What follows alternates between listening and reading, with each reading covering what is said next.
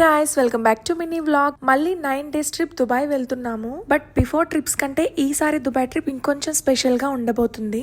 ఎందుకంటే ఈసారి ఇండియా నుంచి మా మమ్మీ అండ్ అలాగే మా ఇన్లాస్ ఫ్యామిలీస్ కూడా వస్తున్నారు. సో అందుకే ట్రిప్ పాతదే అయినా కానీ న్యూ పర్సన్స్ తో చూడబోతున్నాను కాబట్టి కొంచెం ఎక్సైటింగ్ గానే ఉంది. June 30 ఆఫ్టర్నూన్ 12 కి లండన్ స్టాన్స్టెడ్ ఎయిర్పోర్ట్ కి వచ్చేసాము. ఈ ఎయిర్పోర్ట్ కి సెకండ్ టైం వచ్చాము. మాక్సిమం హీత్రో, గ్యాట్విక్ ఎయిర్పోర్ట్స్ కి వస్తూ ఉంటాము ఫ్రీక్వెంట్ గా. ఈ ఇయర్ యూకే లో కూడా టెంపరేచర్ చాలా ఎక్కువగా ఉంది. లాస్ట్ 3-4 ఇయర్స్ లో ఇంత టెంపరేచర్ నేనైతే ఎప్పుడూ చూడలేదు.